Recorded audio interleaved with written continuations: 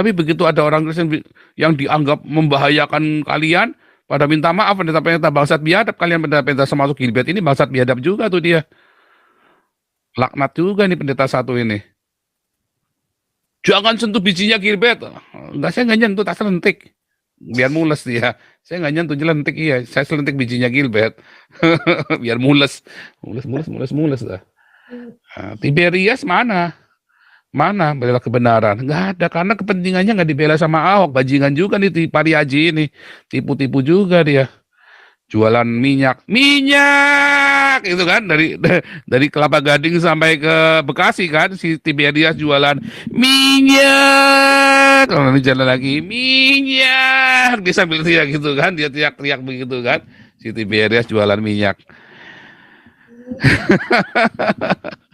Sama si Yakub, saya mendengar suara gundul. Ya kan, saya mendengar suara gundul Prabowo jadi presiden.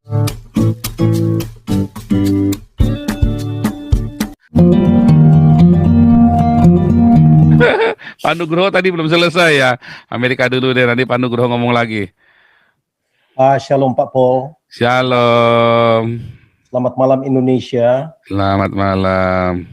Iya Pak Paul, ini kita sangat sedih. Di mana hukum kita di Indonesia sudah jelas-jelas bahwa diskriminatif. Semua berlaku hukum mayoritas agama, Pak. Mana mungkin seorang Yahya Walloni yang hanya divonis 5 bulan, sedangkan apa yang dia lakukan itu jelas-jelas bukan hanya menghina agama, ya, menghasut, yaitu ada tindakan-tindakan makar, dan bahkan juga kan ujaran-ujaran kebenciannya itu yang disampaikan kepada kepala negara, pimpinan, dan semua dia jatuhkan dalam mental sebenarnya sebagai pemimpin. Bahkan dia ingin supaya Megawati mati, dan kata-katanya itu sangat biadab, dan ya orang-orang yang tidak masuk di dalam kelas. Tapi saya melihatnya ini dari segi perpolitikan di Indonesia, Pak, ya, di mana kekuatan-kekuatan khilafah ini yang sudah menguasai semua lini secara khusus hukum di Indonesia, dan mereka ingin menunjukkan bahwa kalau si Walloni dihukum dengan begitu ringan, berarti memberikan suatu dorongan sebenarnya kepada kelompok-kelompok radikal lain untuk ya silakan bersuara. Toh kalaupun ditangkap itu cuma formalitas.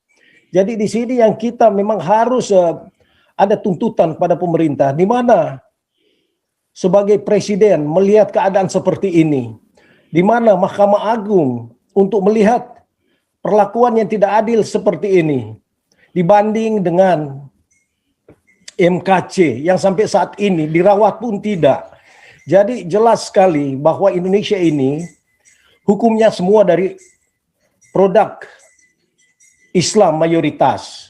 Sedangkan negara kita yang berdasarkan Pancasila, ideologi kita itu sudah jelas menghargai semua agama dan juga hukum diberlakukan kepada seluruh umat. Tetapi dalam kenyataan ini sama sekali diselewengkan, dan kita tidak bisa juga diam terus seperti itu.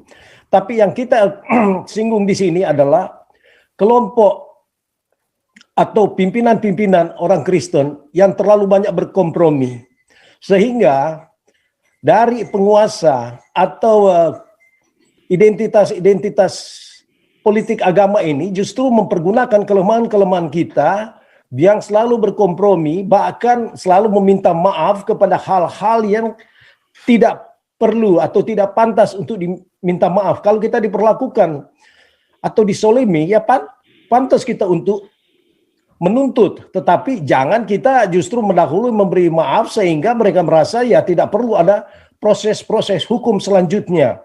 Jadi lihat saja Walloni kenapa dia dipermudah. Itu kan alibi mereka di mana PGI memberikan sudah dimaafkan. Demikian juga karena sudah dimaafkan, betul. Saya dimaafkan. Jadi mereka pikir ya mereka akan kembali, ya kalian aja sudah maafkan, untuk apa lagi kita mesti hukum. Jadi di sini kita harus jelas bahwa kebanyakan di kalangan kita selalu berorientasi mencari posisi kedudukan, bahkan mungkin ya dibayar. Karena kalau orang-orang seperti si Waloni, Somad ini dipelihara, Indonesia itu akan bubar karena kita lemah. Jadi dalam hal ini bukan berarti kita memberontak, ini secara keadilan hukum yang harus kita tuntut. Karena selama ini tidak pernah ada perlakuan yang berimbang sedikit pun. Dan di mana orang-orang kita yang duduk juga di dalam legislatif, mereka yang punya kuasa, masih adakah hati nurani mereka? Pasti ada kan dari pihak angkatan bersenjata. Kalau Polri, ya kita tidak bisa harapkan lagi. Mungkin sama dengan PGI, karena mereka itu punya favor atau siapa yang mereka inginkan atas desakan-desakan daripada pimpinan-pimpinan paling atas. Dan sekarang kita melihat juga sebenarnya soal Ferdinand menjadi suatu hal yang memalukan bagi kelompok mereka sendiri, karena mereka tadinya menganggap Ferdinand itu menghina Islam, tapi kenyataan dia seorang mualaf yang pasti dia menghina agama yang berbeda dengan dia.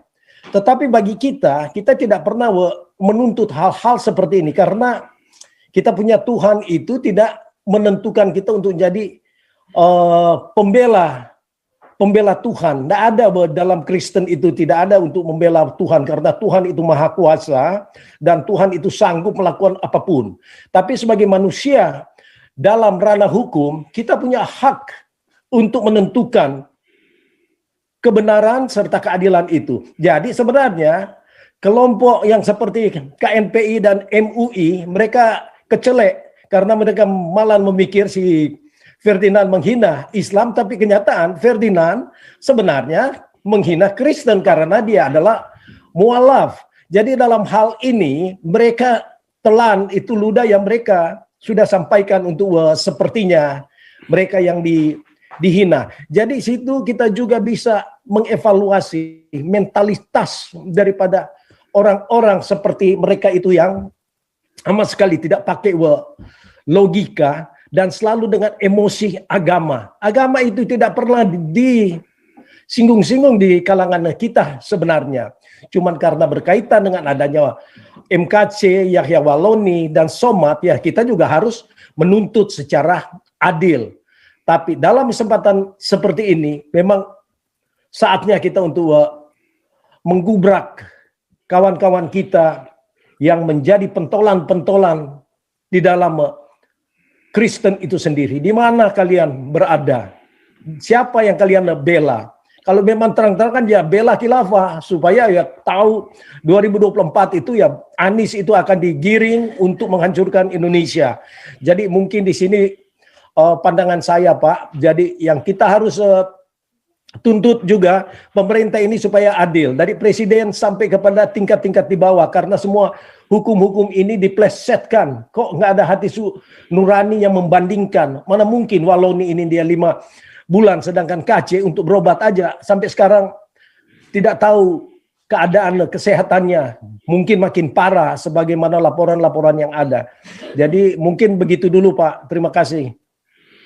Enggak, makanya sebetulnya statementnya Gilbert minta maaf itu sebenarnya bahaya loh ya. Satu artinya seakan-akan orang Kristen memang banyak penista di agama Kristen. Pernah nggak orang Islam minta maaf? Nggak pernah. Pemuka agama Islam itu suruh minta ke MUI, nggak pernah. Jokowi minta maaf, nggak pernah. Quraisy Shihab kan katanya moderat minta maaf, nggak pernah. Siapa ustadz Islam yang mewakili orang Islam minta maaf? Nggak pernah. Ya kan? Ahok minta maaf, hukumannya tetap 2 tahun. Ya, Yahya Waloni minta maaf jadi 5 bulan bebas pulang. Kan bangsat ini kan? Benar-benar biadab itu, Pak. Oh biadab, bangsat biadab ini. Negara-negara bangsat biadab ini pemerintahnya ini. Ya kan? Hakimnya bangsat biadab, jaksanya bangsat biadab, penegak hukumnya bangsat biadab. Ya kan? Asal Cina yang minta maaf, nggak urusan. Asal orang Islam yang minta maaf, dihukum seringan-ringannya. Bajingan bangsat biadab, nih laknat. Ya kan? Tapi Nah, masalahnya juga di sini mungkin Pak ya, mengapa tidak ada dari kalangan-kalangan yang di label minoritas? Kan banyak juga pengacara yang katanya kondang segala macam. Kok pada diam? Demikian juga orang-orang Kristen mungkin yang punya hati nurani. Di mana mereka semua untuk menyampaikan ketidakadilan di Indonesia. Jadi memang kita ini sangat miris Pak, melihat ya kawan-kawan sendiri yang sepertinya tidak pernah tersentuh. nah itu. Pertanyaannya, karena orang Kristennya ketika kita teriak begini aja kan orang Kristennya kayak si Lukas Hartono kemarin kejang-kejang kan, ya kan orang Kristennya aja munafik kok yang di Indonesia kok nggak berani kok. Orang pendetanya aja rajin minta maaf, takut, ya kan? Nah itu masalahnya. Kedua, ya kan, orang Kristennya memang sudah di framing dengan ketakutan oleh mayoritas Islam. Makanya nggak akan, ya itu lingkaran setan. Dan Islam senang kalau kita takut.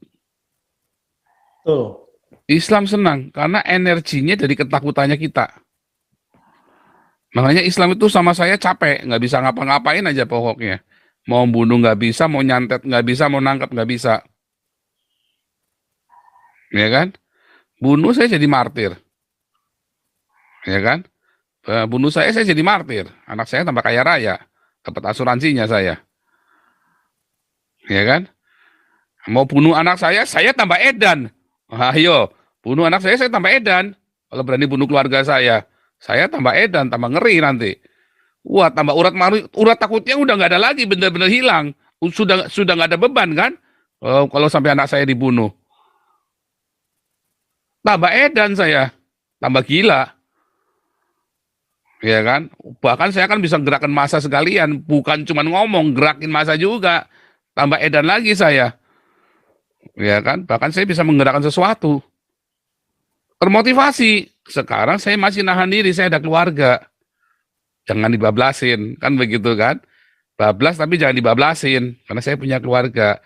Supaya nanti anak-anak saya bebas dari bayang-bayangnya saya. Loh, perjuangan saya itu bukannya saya nggak mikir loh, dampaknya seperti apa. Tapi apapun nggak akan menang lawan saya. Nggak akan bisa membungkam saya. Nah, sekarang pendetanya yang berusaha membungkam saya. Para pendeta yang berusaha membungkam saya. Kenapa? Karena mengusung khilafah pendetanya takut. Dagang bukan takut, sebenarnya diawali dari dagang bukan takut. Karena dia mau dagang dia jadi takut. Kayak si Gilbert. Karena mau dagang jadi takut. Kayak si Yakub Nahuai. Kayak si Tiberias. Iya kan? Nggak taunya nggak karu-karuan semua kan internalnya mereka kan. Nah, serem. Justru itu, makanya kita teriakkan di sini, Anda viralkan. Viralkan, share video saya sebanyak-banyaknya. Supaya orang-orang nyadar, jangan takut. Tapi kalau Anda takut, ya nanti Anda akan menjadi korban berikutnya. Karena apa yang sekarang ini sedang di-framingkan ke Anda adalah supaya Anda takut. Memang supaya Anda takut. Ya kan? Dan itu sudah terbukti. Tadi si Lukas Hartono, terus siapa lagi ya? Memang sengaja dibikin takut. Tapi pertanyaannya, ya kan? Adakah gereja-gereja bela si Ahok? Nggak ada. Begitu ada orang bikin salah, gereja-gereja berusaha minta maaf. Pendeta-pendeta berusaha minta maaf. Tetapi ada nggak yang belain Ahok? Nggak ada, bangsat semua nih pendeta-pendeta juga, bajingan semua nih pendeta-pendeta, terkutuk laknat semua nih. Ya kan? Celakalah pendeta-pendeta ini. Karena menjerumuskan umatnya. Tapi nggak ada satu pun yang belain Ahok orang benar itu kan. Orang benar kan dia kan. Nggak ada yang berani bela. Tapi begitu ada orang Kristen yang dianggap membahayakan kalian, pada minta maaf pendeta-pendeta bangsat biadab, kalian pendeta-pendeta termasuk Gilbert ini bangsat biadab juga tuh dia. Laknat juga nih pendeta satu ini. Jangan sentuh bijinya Gilbert. Enggak, saya nggak nyentuh, tak selentik. Biar mules dia. Saya nggak nyentuh, jelentik iya. Saya selentik bijinya Gilbert. Biar mules. Mules dah. Nah, Tiberias mana? Mana bela kebenaran? Nggak ada, karena kepentingannya nggak dibela sama Ahok. Bajingan juga nih Pariaji ini. Tipu-tipu juga dia. Jualan minyak itu kan dari Kelapa Gading sampai ke Bekasi kan, si Tiberias jualan minyak. Kalau nanti jalan lagi minyak, dia sambil teriak gitu kan, dia teriak-teriak begitu kan, si Tiberias jualan minyak. Sama si Yakub, saya mendengar suara gundul. Ya kan, saya mendengar suara gundul Prabowo jadi presiden. Ngeri, wah chance pokoknya dihajar. Oh, kalau saya bukan nabi nggak boleh saya ngomong begini, karena saya nabi saya boleh ya. Karena saya nabi, ya contohnya kan nabi-nabi di Alkitab boleh kan ngomong apa aja kan. Karena saya nabi bebas. Kalau saya bukan nabi nggak boleh. Kalau Anda bukan nabi nggak boleh ngomong kayak saya. Jangan. So don't try this at home without any authority from Prophet number 26. Itu nggak usah di mute Pak nih. Lanjut dulu nih. Nih.